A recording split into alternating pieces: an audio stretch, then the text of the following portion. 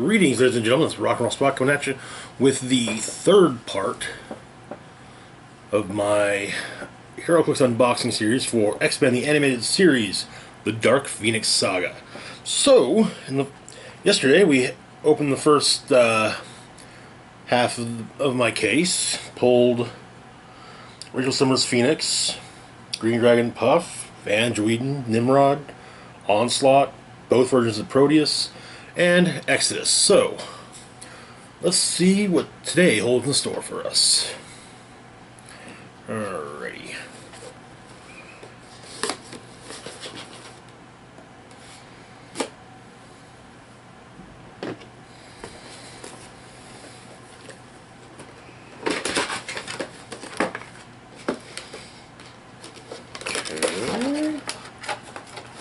Okay. Yep, that will be alright. Okay, so there's Sabretooth. Ooh. Got a super rare right off the bat. Another Rogue.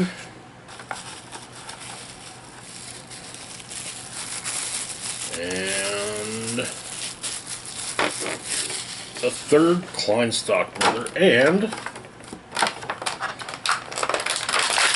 our colossal Sasquatch. Alright, so let's get these three off the side here.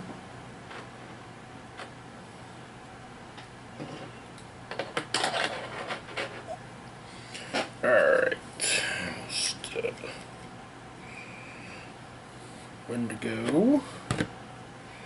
We'll take a look first at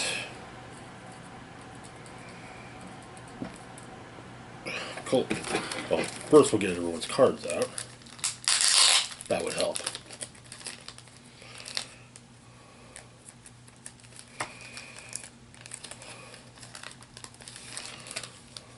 Okay.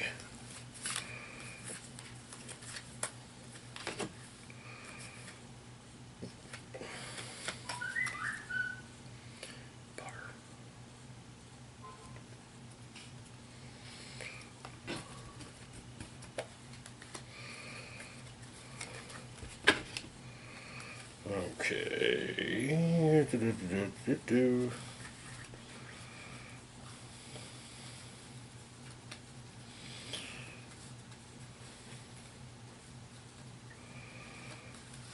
Okay.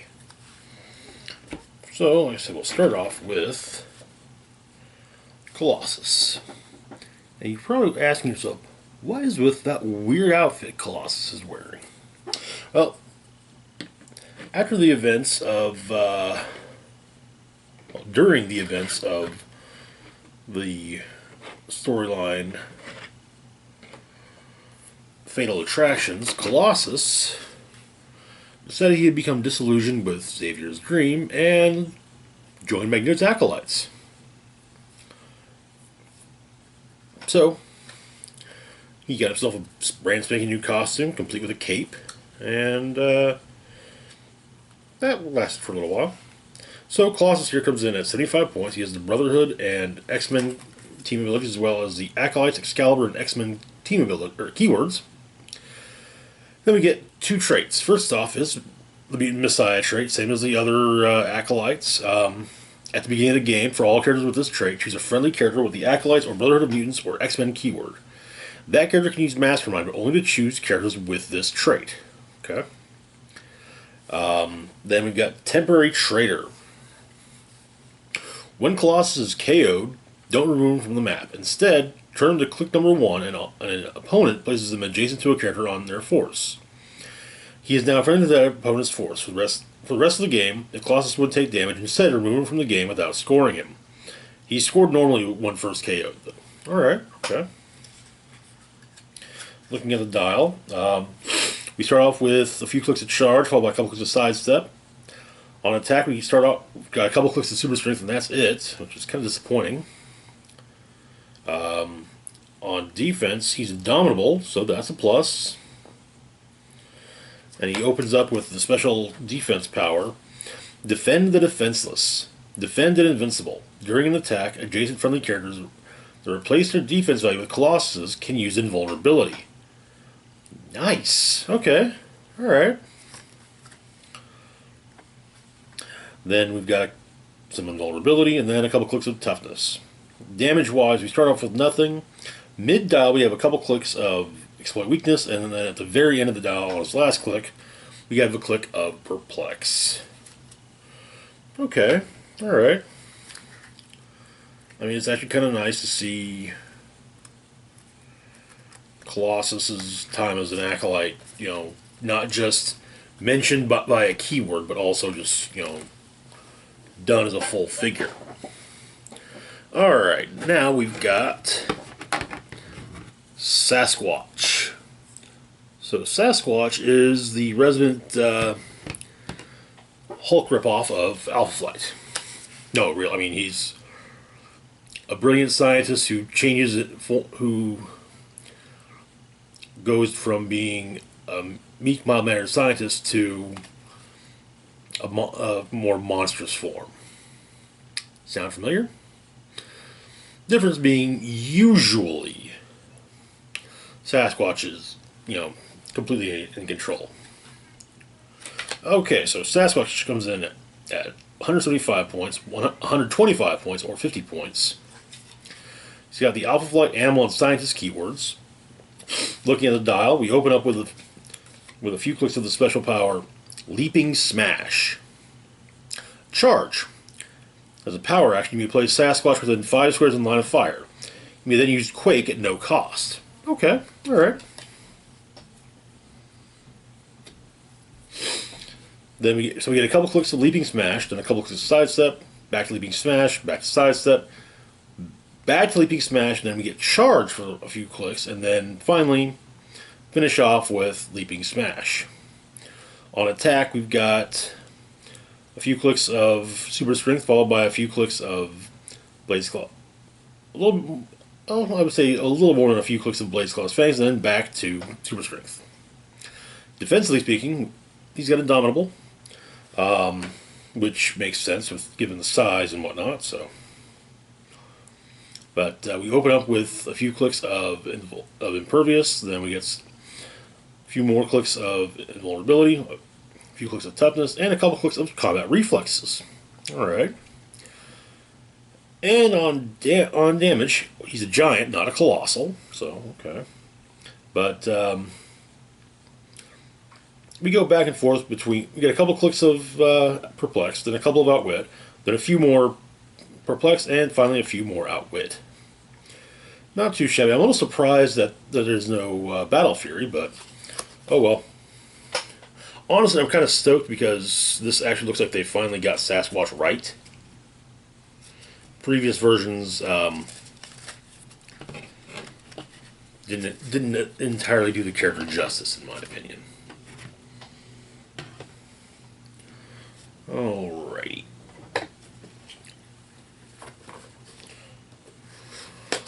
Next booster.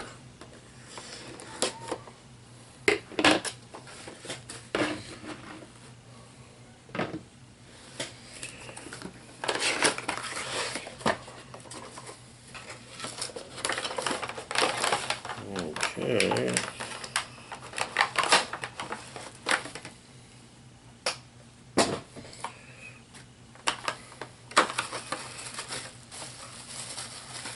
Alrighty.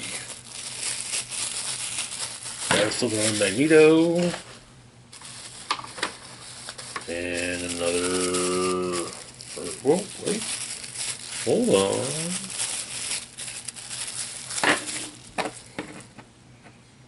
Senator Kelly.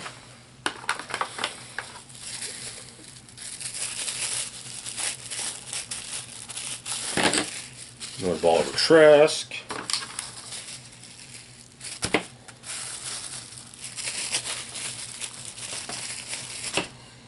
Is that Amelia Vought?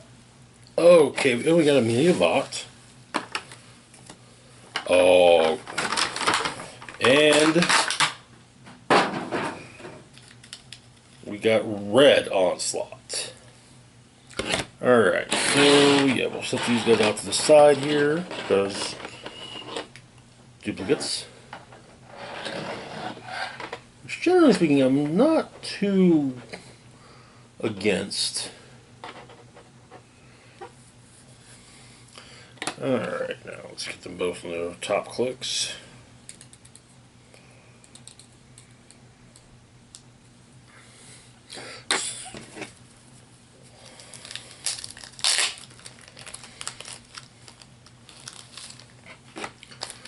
Not gonna lie, so far we are 2 for 2 on figures I was wanting, so at least when it comes to the boosters from today's brick.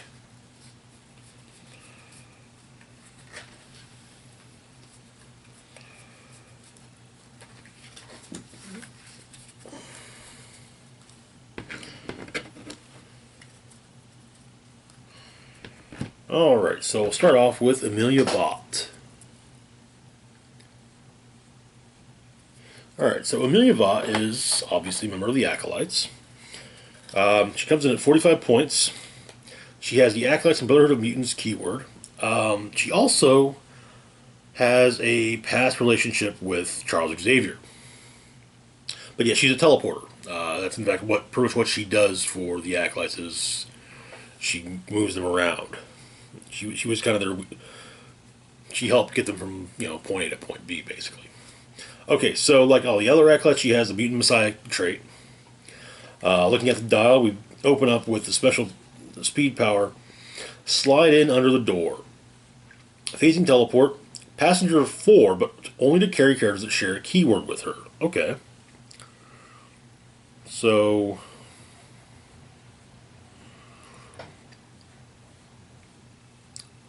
Well, Brotherhood or Acolytes. Not bad, okay. That sliding under the door then gives way to just regular facing teleport. We got nothing on attack. On defense, we open up with a special power, Transmute Out of Danger. These are super senses, and once per turn, when she breaks away, when she or an adjacent friendly character would take 3 or more damage. I don't know why I was in the breakaway part. You may give that character 2 action tokens to take 1 unavoidable damage instead. If you do, after resolutions, you may place that character in a square adjacent to her current square. Okay.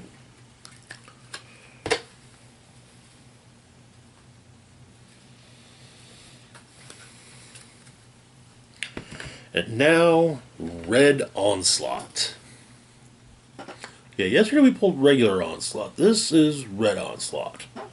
So Red Onslaught, the whole thing with him was during the beginning of the first Uncanny Avengers series, the Red Skull dug up Charles Xavier's dead body, pulled out his brain, and then basically had his brain combined with Xavier's brain, which gave him Xavier's telepathic powers, and yeah. Anyway, he eventually became Red Onslaught. So, Red Onslaught comes in at 600 points, 300 points, or 150 points. He has the Hydra team ability, as well as the Hydra, Skeleton Crew, Ruler, Scientist, and Soldier keywords. Then we've got 2 traits. First off is Sentinels. As a free action, if an opponent's force has more characters than your force does, generate a Sentinel bystander. And then the maximum number you can have in play varies by its point cost. If he's 600 points, you can have 3. If he's 300 points, you can have 2, and if he's 150 points, you can have 1. Next up is Behind the Scenes. Red Onslaught can be targeted by opposing characters 5 or more squares away. Okay, alright. Alright, looking at the dial, we open up with the special speed power, World War Hate, Mind Control, and Sidestep. When Red Onslaught uses Mind Control targeting a single opposing character and hits, for the rest of the game, that character does not have any keywords and can't use team abilities. Oh, damn, that's, damn. That's insane.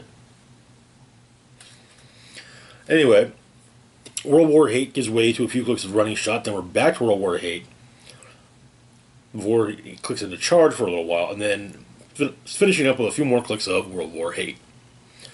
On attack, we open up with a nice long block of Penetrating Psychic Blast, followed up by an equally long block of Poison. Okay. On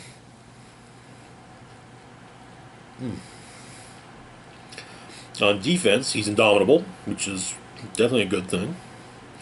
We open up with a few clicks of Invincible, then a decently long block of Impervious, followed by an equally long block of Invulnerability. Okay. On damage, we open up with a special power Omega level. Mastermind, Leadership, Outwit. When Red Onslaught uses leadership and succeeds, you may also choose an opposing character within range and a standard power. Give the chosen character an action token, and that character can't use the chosen power until your next turn. Ooh, ouch. And the fact that you're not countering you're not canceling the ability, or basically you're not outwitting it, means that Power Cosmic Quintessence, that's nice. You just can't, you can't use that power this turn. Okay, so like I said, we open up with Omega level. That gives way to a few clicks of we get a pretty decently long block of Omega level. Then we get a few clicks of Outwit, a couple clicks of Omega level, and then a few more clicks of Outwit. Okay. Not bad for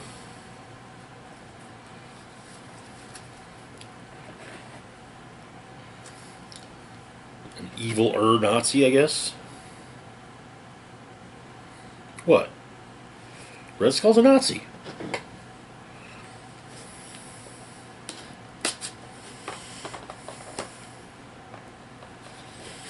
Yeah, actually, one thing to point out is when in the lead up to Red Skull becoming Red Onslaught, when he first got Xavier's brain fused to his, he mind-controlled former Brotherhood member Avalanche into attacking New York and then committing suicide. And it looks like we just got ourselves yet another regular Onslaught. Oh, but we did get Bastion.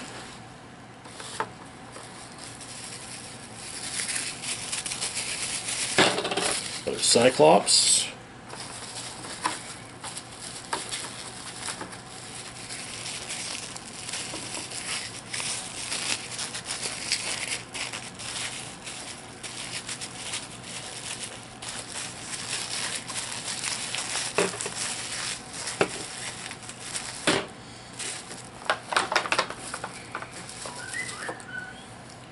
Of course, Deadpool's gotta be troublesome.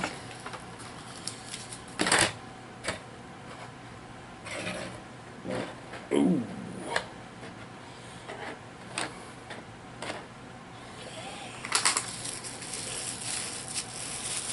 And looks like we got ourselves another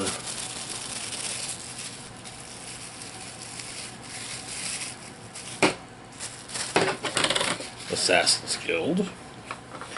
And yeah, another regular Onslaught.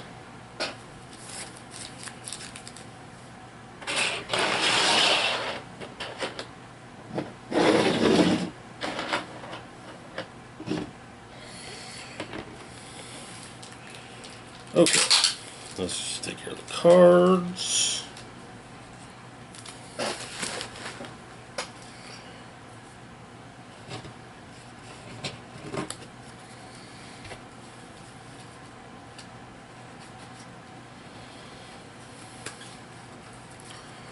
Okay, there's Onslaught, Bastion.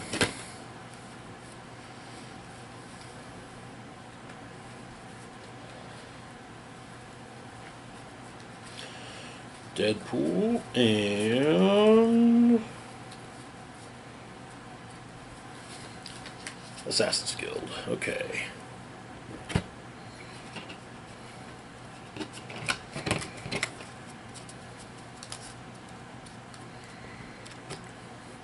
So, we'll get one here from this woman. That is Bastion. So, Bastion is a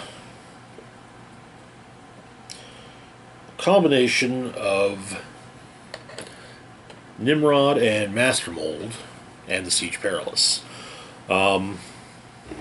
He is also a very major player when it comes to various anti-mutant groups in the last that have popped up in the X-Men books over the last 25 years or so. He was the mastermind behind Operation Zero Tolerance. Later, Selene arranged for him to be brought back via the Technarch virus, and he was a pretty major player in Second Coming. Okay, so Bastion comes in at 125 points. He's got the Sentinel and the Ruler keywords, and we got 2 traits.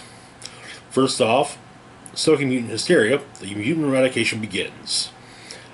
It's the same as, and it appears to be the same as Bolivar Trask's Stoking Mutant Hysteria trait. Leadership, and when he succeeds, he can make a Sentinel. Next up, we have Prime Sentinel Sleeper Agents. Once per turn, when an opposing bystander is KO'd, you may roll a d6. On a 4, 5, or 6, generate the same bystander in the square the opposing bystander last occupied. These bystanders you generate modify combat values by +1 this game and have max 1. Okay? Looking at the dial, we open up with a few clicks of Running Shot, followed by a couple clicks of Charge. On attack, we start off with a couple clicks of Penetrating Psychic Blast, and end with a couple clicks of Penetrating Psychic Blast. Defense, he's got Indomitable, which makes sense because robot. Then we start off with Impervious, then Invulnerability, and then Regeneration for a couple clicks. And finally on damage, we open up with a few clicks of Perplex, followed by a couple clicks of Exploit Weakness, and finish up with a couple clicks of Outwit. Okay, not too shabby. This is actually the second version of Bastion that WizKids has made. The first one being way, way, way back in the day. During the Rev era, actually. I want to say it was in either Ultimates or Mutant Mayhem. Probably Mutant Mayhem. Alrighty. On to Booster Numero 3.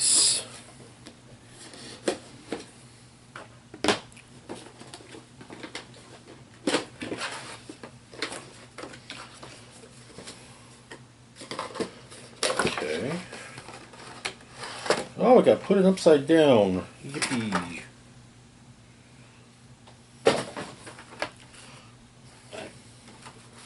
Alrighty. So let's see who all we got here. Looks like we've got Belladonna. So Gambit's wife. Alright.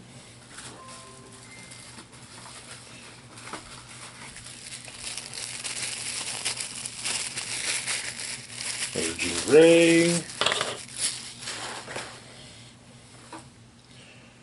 Their Guard Command.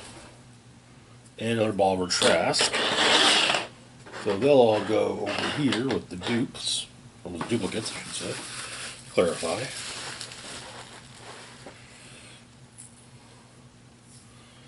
And finally, we've got Cerebra. And I can finally figure out if I'm right as to the background behind Cerebra. Okay, so let's get them both. Uh-oh. Oh, there we go.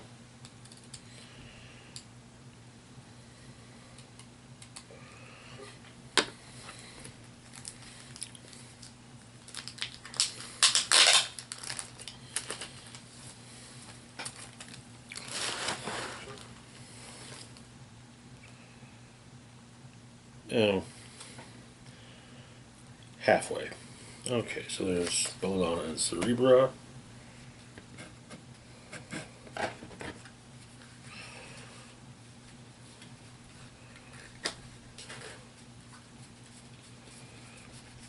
Jean, Trask, and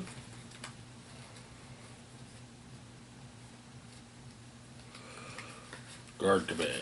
Okay. So, kicking these off, we've got Belladonna.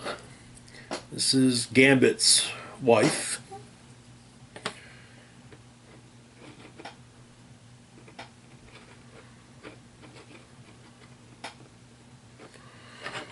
And a high-ranking member within the Assassin's Guild. So, Belladonna here comes in at 50 points. She's got the Assassin and Spy keywords, as well as 2 traits. First off is, with this ring, he will do whatever I tell him to. Mind Control. As a free action, if no character has her wedding ring token, make a close attack targeting a character that Belladonna hit with Mind Control this turn. If you hit, instead of normal damage, give that character a wedding ring token. Okay. Next up is Belladonna's ring. The opposing character with her wedding ring token modifies defense -2 when targeted by Mind Control, and she may target that character regardless of range or line of fire. Oh, damn. Okay, then. Looking at the dial, we open up with a click of stealth, with a few, and then we get a few clicks of running shot, followed by another click of stealth. On attack, we open up with a click of poison, get a few clicks of energy explosion, and then another click of poison at the end. On defense, we open up with a couple clicks of super senses, followed by a couple clicks of initial deflection, and finish off back with super senses, and then nothing on damage. Okay, not too shabby, I would guess.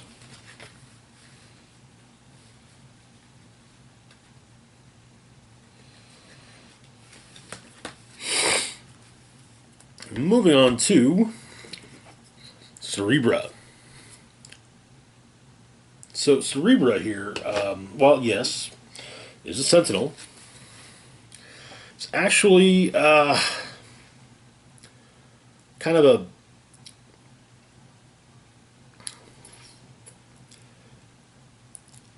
it's also housing the second one of the future generations of Cerebra. So, Cerebra here comes in at 300 points, 200 points, 150 points, or 75 points. Has the X-Men team ability as well as the Sentinel, X-Men, and Robot keywords. And has a trait, Mutant Detection. Other friendly characters within 4 squares modify attack +1 and can use improved targeting, ignores hindering terrain when targeting characters with the X-Men or Brotherhood of Mutants keyword. Okay, alright.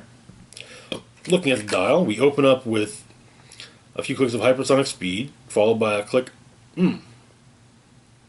of sidestep, and then we get the special speed power, Team Transport. Phasing Teleport, Passenger 6, but only to carry characters with the X-Men keyword, and when she does, don't modify her speed value. That is normally, you would subtract 1 from speed value for each character carried. Generally means subtract 1, but, you know.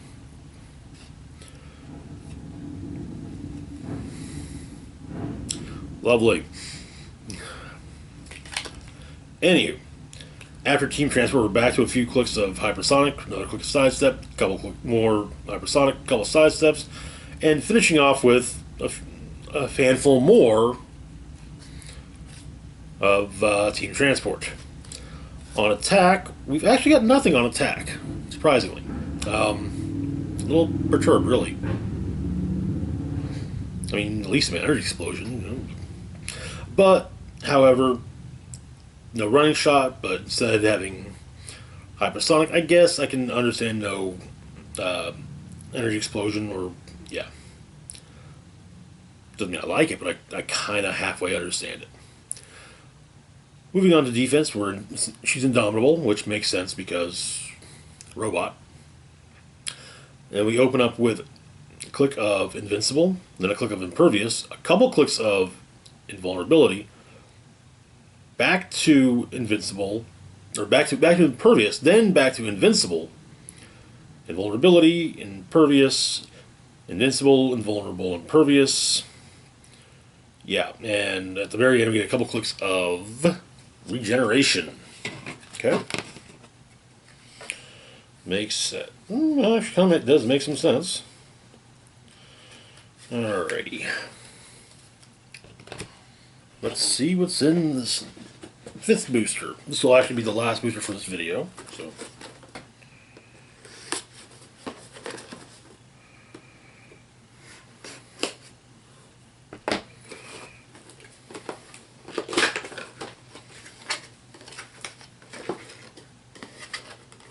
Oh, I think I know what's in here. And I think I'm, or maybe I don't. Okay. Got our Friend of Humanity. A Rogue.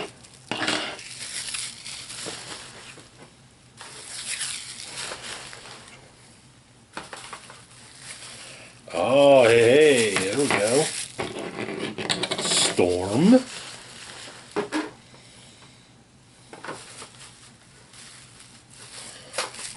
And we got ourselves another Cable as well.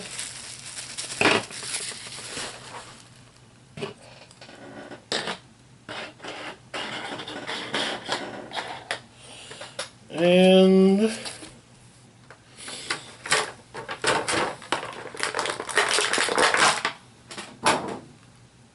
Stealth Sentinel, which is actually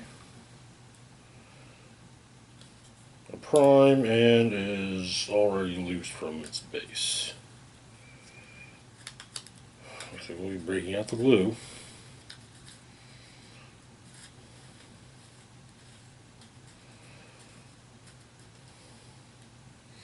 Okay.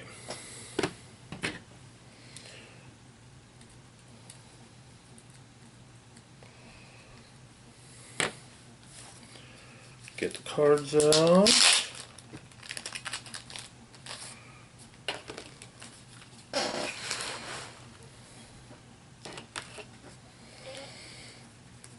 Alright. Storm and the Stealth Sentinel.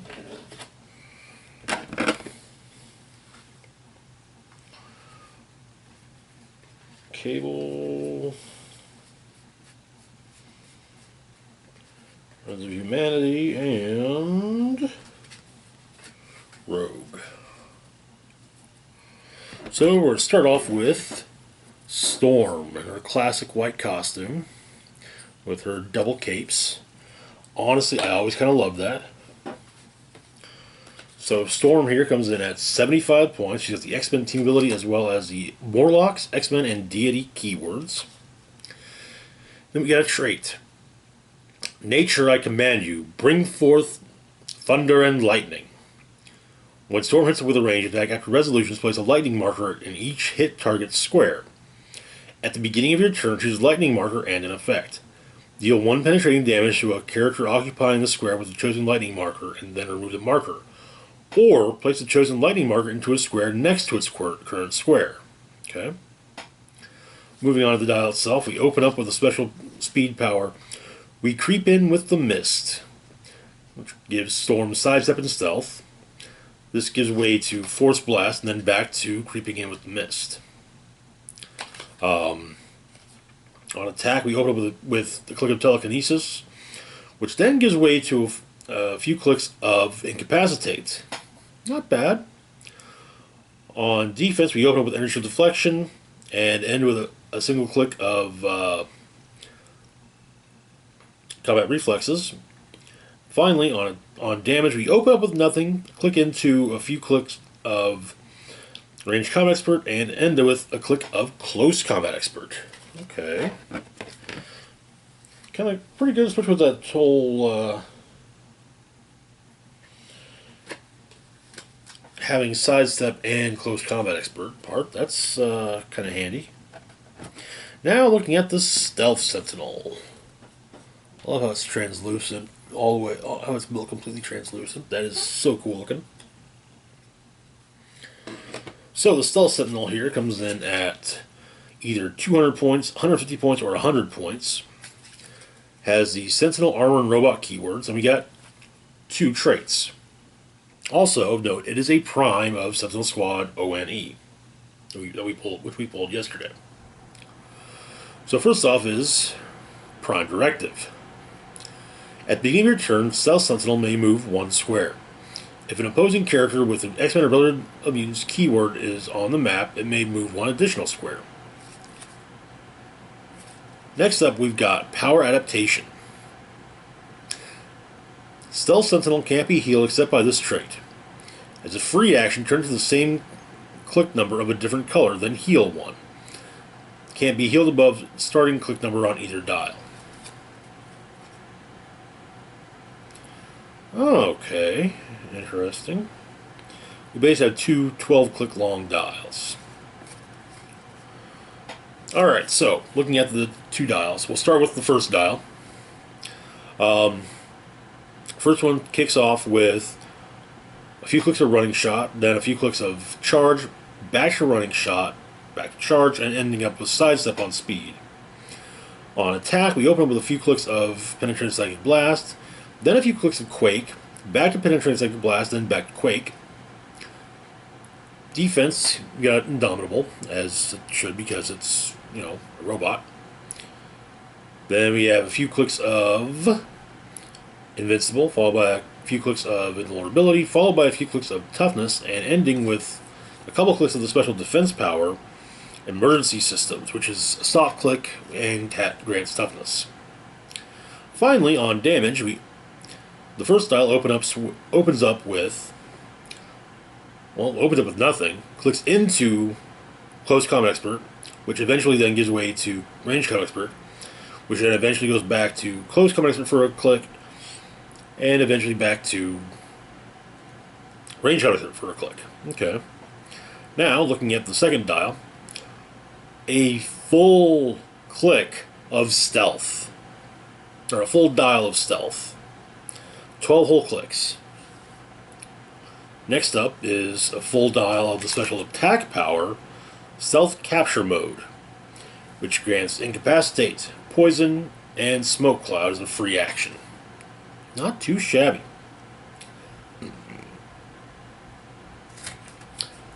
Then on defense, again, still Indomitable, we've got a few clicks of Super Senses, followed by a few clicks of Combat Reflexes, back to Super Senses, back to Combat Reflexes, and ending with Super Senses. On damage, we open up with a few clicks of Probability Control, then a few clicks of Shape Change, back to Probability Control, and ending with Shape Change.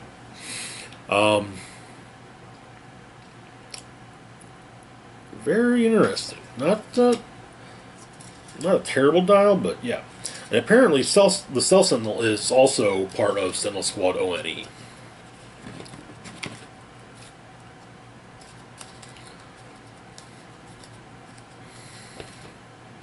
Alright, that's it for this portion of the unboxing.